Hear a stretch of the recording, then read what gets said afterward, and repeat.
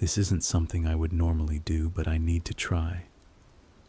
I'm making this voice recording because I think, maybe by speaking it aloud, I can get rid of my cursed fate. It sounds insane, I know. But after everything that's happened, clinging to hope is all I have left. Just listen carefully. You'll understand what I mean by this soon. It all started a couple of weeks ago. My friends and I, Jason, Liv, Marcus, Danny, Kayla, and myself, rented a cabin deep in the woods for a few days. Total isolation, dirt roads that barely counted as roads, and trees for miles. We just wanted a break from everything, a chance to unwind and enjoy the quiet. We were all stressed for different reasons. Finals, breakups, crappy jobs, and this felt like the perfect escape.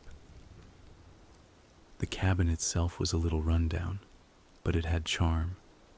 Wooden walls, creaky floors, a big stone fireplace, and a wraparound porch with an old rocking chair that looked like it hadn't moved in a decade. The place smelled like cedar and dust.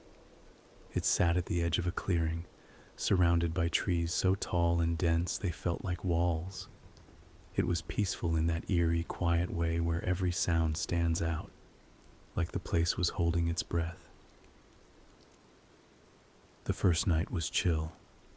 We grilled burgers, played poker until midnight, and sat around the fire pit telling dumb stories from high school.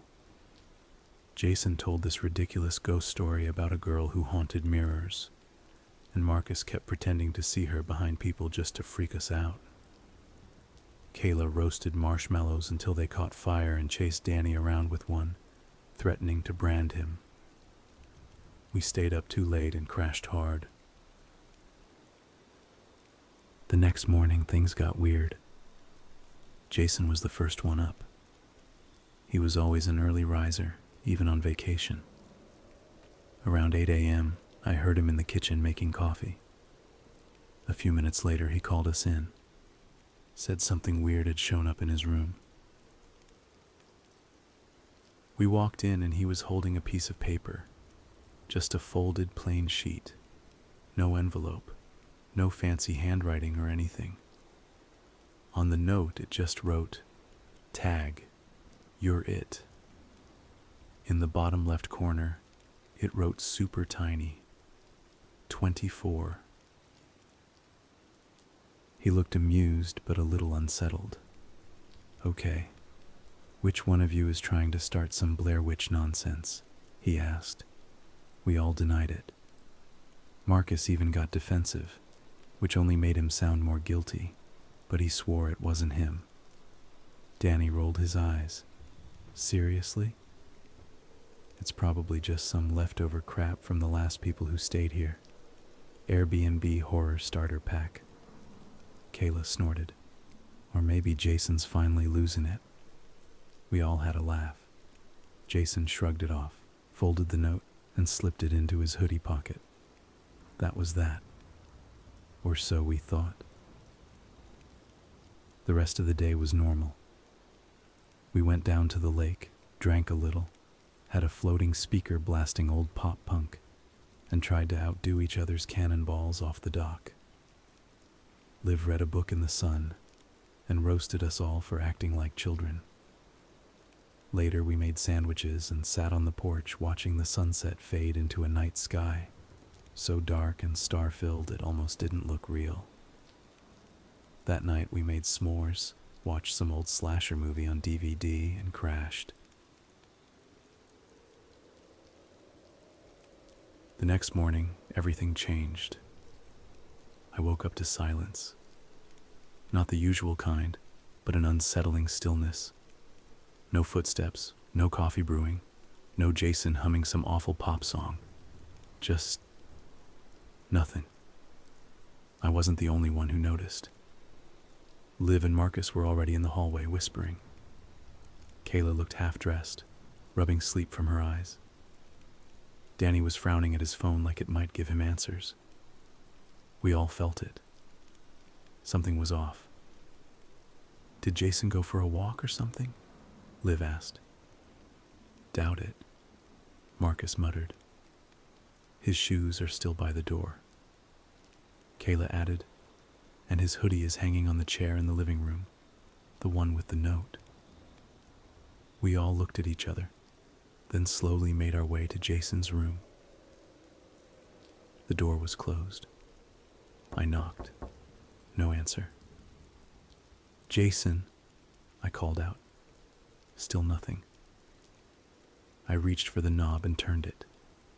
It creaked open.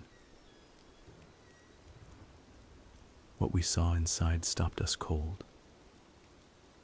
Jason was lying in bed, eyes wide open, mouth frozen in a scream that never came out. His body was stiff, twisted slightly like he had tried to get up. His chest, I'll never forget it. It looked like something had torn him open from the inside. His ribcage was split and flared outward, and there were dark streaks of dried blood covering the sheets and walls. The air smelled metallic and wrong, like rust and something sour. Liv screamed. Kayla stumbled back into Marcus, who looked like he might be sick. Danny stood frozen in place, eyes locked on the body. I couldn't move. None of us could. We just stood there, staring, not speaking, not breathing. And that was the moment I realized something was terribly, terribly wrong. We were in shock. Jason's body didn't even look real. It was like something out of a horror movie, some grotesque special effect. But the smell, the blood, the way his eyes stared at nothing, it was real, too real. Eventually, it was Liv who broke the silence. She stumbled back into the hallway and managed to get a signal on her phone. I could hear her voice shaking as she called 911. The rest of us stood there numb, like our brains couldn't quite catch up to what our eyes had just seen. Kayla kept pacing in a tight circle, mumbling to herself. Marcus had collapsed onto the floor outside the room, holding his head in his hands. Danny finally closed the bedroom door, like somehow that would help. It took about 30 minutes for the local authorities to arrive. A pair of deputies, a county coroner, and a ranger with a grim look on his face. They didn't say much at first, just examined the scene, took statements, asked the usual questions. Did anyone hear anything? Did Jason mention feeling sick? Had we noticed anything strange? We all gave them the same answers. No, nothing. Everything had been normal. Until it wasn't. They loaded Jason's body into a black bag and zipped it shut. That sound, the zipper closing over our friend, will never leave my head. After a few more hours of questioning and searching the cabin, they told us we were free to go. One of the deputies gave us his card and told us to stay close to town until they wrapped up the investigation. But we didn't stay. None of us wanted to sleep another night in that place. We packed in near silence, tossed our bags into the back of Marcus's truck, didn't even bother cleaning up. No one talked much on the drive back, just the occasional sniffle or someone whispering a curse under their breath. What do you even say after something like that? Jason was gone, and we had no idea why. No clue what really happened to him, but I couldn't stop thinking about that note. I never found it again before we left the cabin. I checked Jason's room once more while the others packed up. The sheets had been stripped, the furniture moved, but the note was gone. Not torn, not thrown away, just gone. And even though I told myself it didn't matter, that it was just a sick coincidence or a prank we didn't understand, something about it stuck with me. A few days after we left the cabin, We got a call from the local sheriff's office. I was the one who answered. The others were at Kayla's place. None of us really wanted to be alone after everything that happened. We had basically turned her living room into a makeshift bunker of blankets, takeout boxes, and muted TV reruns. We hadn't gone home yet. Not really. It felt safer to stay together, even if none of us wanted to say it out loud. The voice on the other end was calm, professional, but I could tell there was something off in his tone. "This is Deputy Halverson. I'm following up on the incident involving your friend, Jason." I stepped out onto the porch so the others wouldn't hear. The evening air felt heavy, like a storm that hadn't broken yet. "Yeah, we're still pretty shaken up. Did you figure anything out?" There was a pause. A long one. Then he said, "We got the preliminary results from the coroner. No signs of external struggle. No fingerprints, no DNA other than his. No animal hairs, no scratches or signs of forced entry. Just the damage to the chest cavity." I swallowed. "So it wasn't an animal attack?" Another pause. I could hear paper rustling faintly on the other end. "We can't rule it out," he said slowly. "But between you and me, it doesn't really look like one. There are anomalies. The way the ribs were spread, clean but unnatural. It's not something we typically see, even in aggressive wildlife attacks. And there were no claw marks, no bite radius, no signs of dragging or external trauma beyond the chest. It's strange." I didn't know what to say. I looked out at the street. It was so normal. Kids riding bikes, a guy mowing his lawn, a dog barking in the distance. The world was still turning, and yet everything in me felt frozen. "We're still running tests," he continued, "but we may never get a solid answer.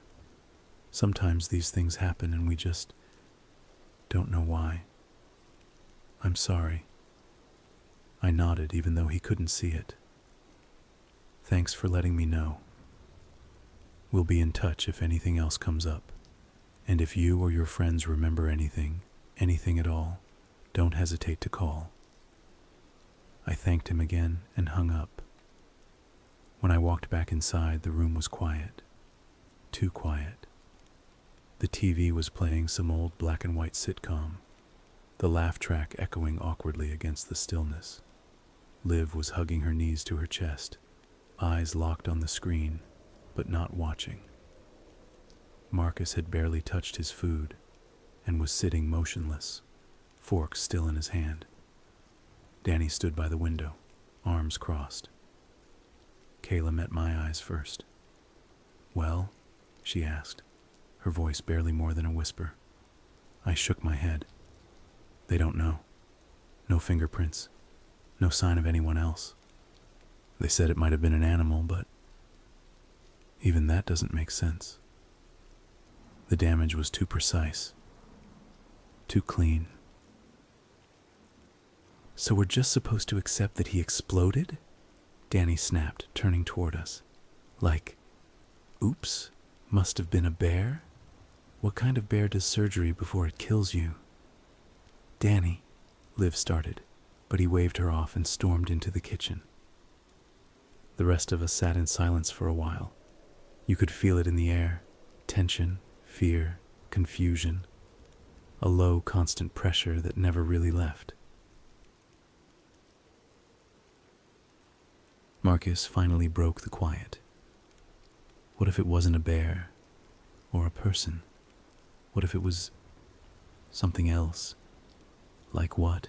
Kayla asked, though her tone lacked challenge. It was a real question. He shrugged, staring at his uneaten food.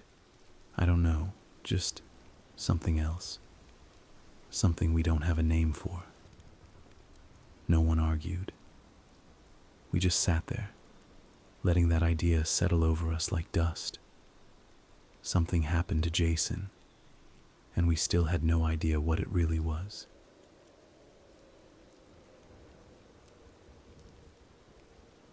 It had been 5 days since the cabin. We were still crashing at Kayla's place. No one had gone back to work or school. We were just existing, half awake, half frozen. The energy in the apartment was heavy, like we were all walking through fog. None of us talked about Jason anymore. Not directly. It was like if we didn't say it out loud, maybe it would stop being real. Or maybe we were afraid that saying his name would make it happen again. Then Liv found the note. It was on her pillow, folded neatly. No envelope, no signs of who put it there. Just sitting there, waiting. She walked into the living room holding it between 2 fingers like it was radioactive. Her face was pale, almost gray, her eyes wide and unblinking. We all sat up immediately. Something in her expression told us this wasn't a joke. "Guys, I found this in my room." Marcus took it from her with slow, hesitant hands and unfolded it carefully like it might explode. The note read, "Tag, you're it." And in the bottom left corner, just like before, it read the same number, 24. Nobody said anything for a solid 10 seconds. Just stared. Then Danny scoffed, almost laughing. "Okay, very funny. Who's the comedian now?" "It wasn't me," Kayla said quickly, her voice rising with panic. "I swear. Why would I do that?" "Are you seriously accusing one of us of doing this?" I asked, glancing around the room. "After what happened to Jason?" Danny shrugged, but there was tension in his jaw. "Maybe someone's trying to mess with us. Get in our heads, it's working." Liv didn't say a word. She sat down slowly, her body stiff, the note still in her lap. "I locked my door last night," she whispered, her voice cracking. "No one could have gotten in." "Maybe you forgot?" Marcus offered, but even he didn't sound convinced. The words hung in the air like smoke. The note sat there between us on the coffee table, and the longer it was there, the more it seemed to weigh down the room. Like it was watching, like it was waiting. We tried to shake it off. We said maybe it was some leftover joke. Maybe Jason had hidden it in someone's bag before. No one really believed that, but pretending made it easier to breathe. By nightfall, the tension was unbearable. We barely spoke through dinner. Every creak in the apartment made someone jump. We double-checked all the locks. Marcus even pushed a chair under the front door handle. Liv said she was tired around 9 and went to her room early. She didn't say much, just mumbled goodnight and disappeared into the hallway. We heard her door click shut. Then the silence returned.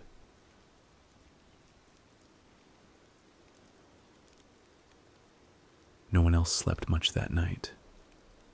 I lay on the couch staring at the ceiling for hours, waiting to hear a scream, a thud, anything. But the night dragged on, uneventful and heavy. It was almost worse that way. The next morning, everything broke. Kayla was the one who found her. She knocked on Liv's door around 10 a.m. just to check in. Liv always got up late, but something about the stillness was wrong. When there was no answer, Kayla tried again. Still nothing.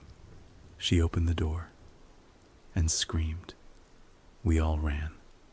The sound of her voice cracked through the apartment like glass shattering.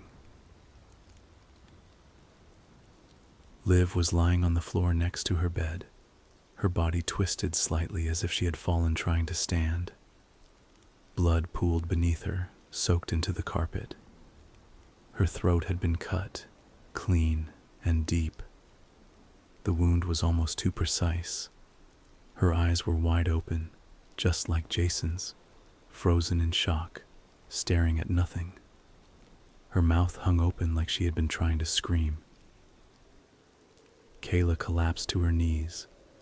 Danny backed into the hallway wall, shaking his head violently, repeating, "No way." Marcus didn't even enter the room. He stood frozen in the doorway, his face blank, like his brain had just shut off. I forced myself to walk in. I don't know why. Maybe I needed to see it. Maybe I already knew what I'd find. On her nightstand, folded neatly, was the note. The same goddamn note. We called the police immediately. This time there was no hesitation, no second guessing. Kayla was still sobbing on the floor. Marcus finally sat down, but he hadn't spoken a word since we found Liv. Danny paced the living room like a caged animal, muttering to himself. I stayed by the front door, waiting, feeling like every second was dragging by in slow motion. The paramedics and officers arrived faster than before. A detective came too, someone new, older, tired-looking. She asked for our statements one by one. We told her everything. When I handed over the note, I was almost afraid to touch it again. I showed her the words, still folded, still clean. Tag, you're it. And 24.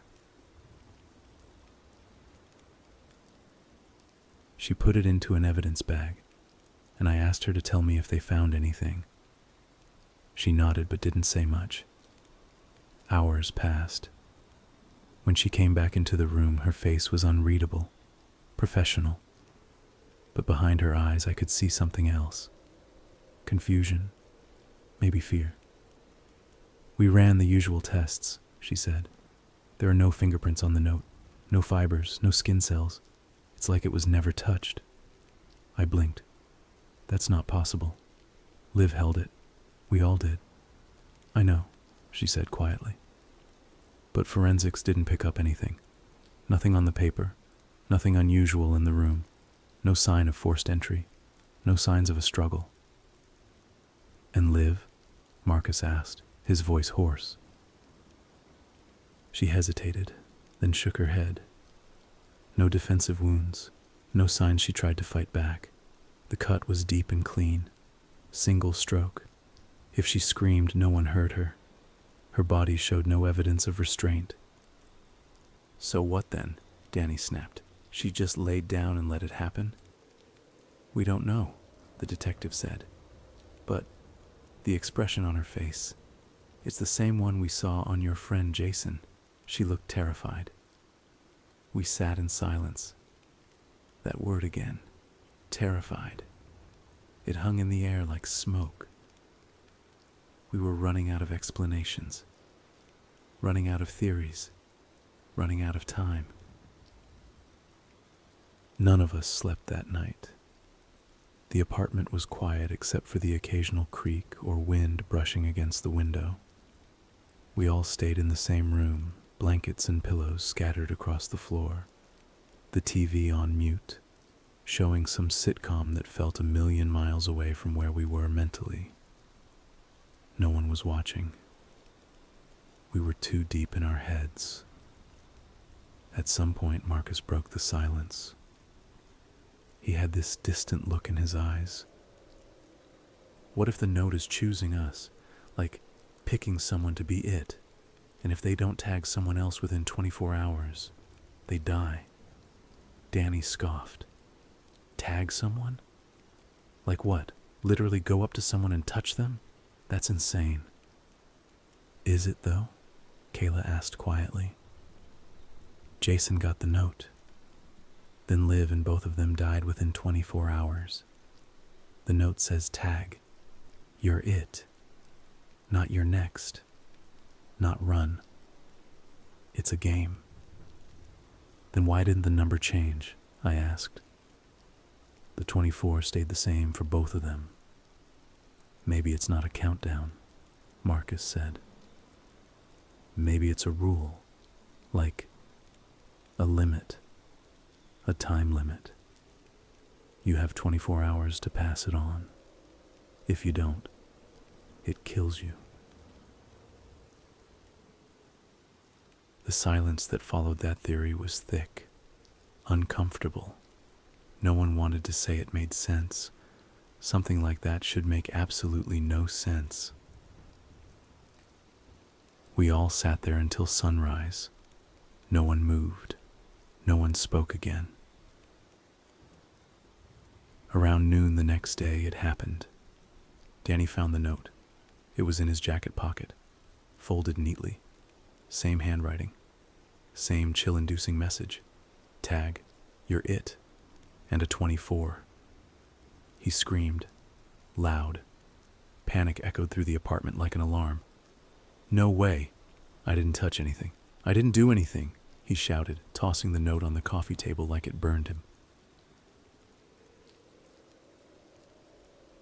We gathered around, staring at it. Okay, Marcus said, holding his hands up. We know the rules now, right? You have 24 hours. You have to tag someone else. That's how you live. Tag someone? What does that even mean? Danny yelled. Am I supposed to just run up to a stranger and touch them? There was a pause. Kayla and I looked at each other. It might work, I said carefully. If it's just about passing it on, maybe it doesn't matter who. Danny's eyes lit up. Yes, I'll go outside. I'll find someone. Anyone. I'll just tag them. But what if it has to stay in the group? Kayla said. What if tagging a stranger doesn't do anything? What if that's the wrong move? Marcus added. What if the rules punish you for trying to cheat the game? Danny froze. His confidence shattered in an instant. He began to pace. I can't do this. I can't die. I can't. He suddenly turned, panic in his eyes, and slapped Marcus's arm. You're it, he shouted. Marcus recoiled, stunned. What the hell, man? There was a horrible silence. Marcus looked around at all of us, panicked and trembling. He took a shaky step forward, then suddenly reached out and slapped Danny's shoulder. No, you're it. Danny blinked, startled, but nothing happened. Marcus, though, his eyes went wide. His breath hitched. He clutched his chest. Marcus, I called out. He stumbled back a step, then dropped to his knees. His mouth opened like he wanted to say something, but only a choking gasp came out. His face drained of color. He collapsed onto the floor. Kayla screamed. I rushed to his side. He wasn't breathing. His eyes stared blankly at the ceiling. Gone. No one could make sense of it. We just stared at his body, then slowly turned to look at the note still sitting on the table. We called the police again. Third time now. Same story, different name. When they arrived, the mood was different. The uniforms were stiff, colder, the questions sharper. It was no longer a tragedy. It was a pattern. This time, they didn't just ask what happened. They asked how it happened. What was our relationship with Marcus? Had we argued recently? Why were we always the ones finding the bodies? We tried to explain. We told them everything. Again. About the note, the pattern, the 24, the tagging. One of the detectives, a younger guy with a notepad, actually looked interested for a second. But then he scribbled something down and looked away. They found nothing, of course. No fingerprints, no wounds on Marcus other than the internal cardiac event. The cause of death? Massive heart failure. But Marcus had no history of heart problems. After hours of questioning and sitting in that suffocating silence, they made a decision. We're taking you in, the lead officer said. Protective custody for now. until we get more clarity. But I'll be honest, this looks bad. They separated us. One by one, we were escorted into the back of cruisers. No handcuffs, but it didn't make it feel any less like an arrest. It felt like they were done trying to figure out what was going on. Now they were just containing it. The holding cells were small and cold, concrete and metal, sterile, but somehow still uncomfortable. They kept Kayla and me in separate cells. I don't know where they took Danny. The silence between the bars was the worst part. I kept replaying the moment Marcus collapsed, the way his face changed, the panic, the finality of it. And in the back of my mind, I kept thinking about the note. Still folded, still untouched, still waiting. Was it coming again? And if it was, who was next?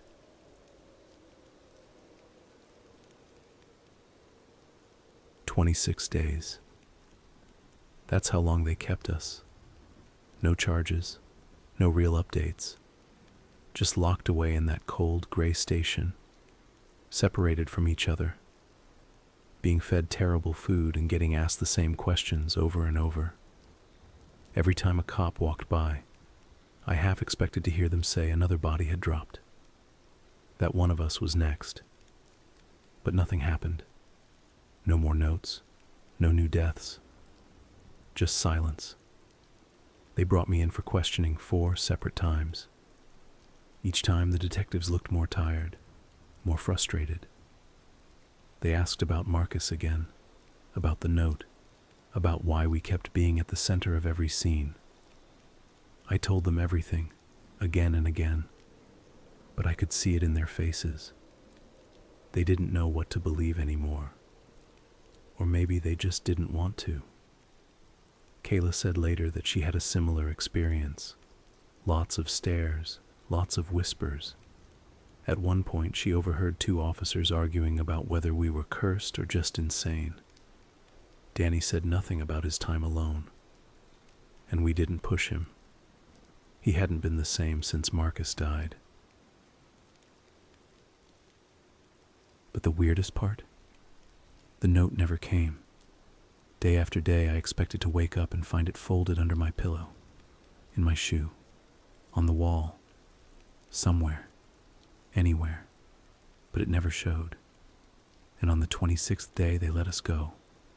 No charges, no explanation, just a stack of signed forms and some tired words from the detective. "You're free to go, but don't leave town." We didn't ask why. One of the officers even asked if we wanted a ride somewhere, but we all shook our heads. No way. We just wanted to get away, to move under our own power. We walked out of there into the sunlight like we hadn't seen it in years. It felt wrong, like the calm before the storm, or maybe the eye of it. We didn't say much as we walked. The sun felt too bright. The world felt too normal. It was like we'd stepped out of a nightmare and landed somewhere we didn't belong. At first, we were just grateful to be free. But after a few blocks, the silence between us grew heavy again. It wasn't over. We could all feel it. Kayla was the first to break it. "We have to set some rules," she said quietly. Danny scoffed. "Rules? For what?" "For the game. For whatever this thing is." We stopped by a half-dead park bench and sat down. There was no one around. Just a few birds, some cars humming by in the distance. "All right," Kayla said, folding her arms. "First rule, whoever gets the note is it, no exceptions. Second," I added, "you have to tag someone else, physically, before time runs out." "How long do we have?" Danny asked. "It said 24, but it never changed." "It didn't change," I agreed. "But based on Jason and Liv, They died the next day after getting it. We must have about 14 hours or so, maybe less. Kayla nodded grimly. Third rule, you can't tag someone who's already been it. Danny shifted uncomfortably. Right. Because Marcus tried to tag me back, and he died. We all went quiet, thinking about Marcus collapsing in front of us. So that means, I said carefully, Danny's safe. Since he already got tagged once, we assume he can't be tagged again. That's the only thing that makes sense after what happened with Marcus. Danny gave a dry laugh. Lucky me. No one smiled. Anything else? Kayla asked. Yeah, I said, standing up. Stay close. Watch each other. And whatever happens, if you get the note again, don't waste time. We didn't know if it would be today, tomorrow, or next week. We also didn't know if we have to know the person that we tag. We strongly assumed that we do. We stayed together, walked aimlessly through the empty streets, sticking close like kids afraid of losing sight of their parents. Every little thing made us jump. A car door slamming, a dog barking, even the breeze rattling trash along the curb. And then Kayla froze. She was checking her jacket pocket for her phone when her hand brushed against something that hadn't been there before. Her face went pale. She pulled out a folded piece of paper, the same handwriting. Tag. You're it. And a 24 in the bottom left corner. No way, she whispered, backing away from us. Kayla, calm down, I said, moving toward her slowly. But she wasn't listening. In full panic mode, Kayla spun around and bolted down the street. Danny and I shouted after her, but she didn't stop. She ran straight into a small park where a few families were scattered around. Kids were playing on the swings and running up and down the slides. Kayla spotted a little girl, maybe 8 or 9 years old, standing nearby with her back turned to her, playing with a toy airplane. She hesitated for a split second, then yelled at the top of her lungs, "Tag, you're it." The girl, startled, blinked at her, then laughed and shouted back without missing a beat, "No, you're it." It was just a game to her, a joke. Until it wasn't. The girl suddenly staggered. Her toy airplane clattered to the ground. She grabbed at her chest with tiny hands, her face screwing up in pain. She collapsed onto the grass. Screams erupted from the park. Parents rushed over. Someone started yelling for help. A woman was sobbing, cradling the girl's head in her lap, begging her to wake up. Kayla stood there, frozen, horrified. She looked at her hands like she couldn't believe what she'd done. Danny pulled her back before anyone could notice us, and we stumbled away from the chaos. None of us said anything. The rules were more brutal than we thought. We ran. I don't even remember deciding to. 1 second we were staring at that little girl's lifeless body, and the next we were sprinting away. Hearts pounding, lungs burning, heads spinning. Danny shouted something behind me, maybe calling my name, maybe just screaming. But I didn't stop. Kayla was somewhere too, but all I could focus on was getting away. Away from the park, away from the sirens that were already starting to wail in the distance. We ran for what felt like hours, the world a blur of buildings and trees and fear. I didn't know where we were going, and I didn't care. Every time I looked over my shoulder, I expected flashing lights, cops with guns drawn, shouting for us to get on the ground. Every shadow looked like a threat. Every step felt like it might be the last before the nightmare caught up to me. It was somewhere in that chaos that the thought hit me. We'd gotten the rules wrong. You didn't have to know the person you tagged. You didn't have to touch them. You didn't even have to see their face. Just directing it at someone, anyone, was enough. And it didn't have to stay within the group. It could be anyone. I somehow find it even more terrifying that you can just blindly direct it at anyone. My legs kept moving on autopilot. At some point, the city disappeared behind me, and the landscape turned to forest. Woods surrounded me, dense, unfamiliar, stretching out in every direction like a maze I'd wandered into without realizing. The trees loomed taller, darker. The ground became uneven and wet. Branches clawed at my clothes and scratched my arms, but I kept running. I couldn't stop. The adrenaline blurred time. Minutes felt like hours, or maybe it really had been hours. I didn't know anymore. And then, when I finally slowed down, gasping for air, my hand brushed against my jacket.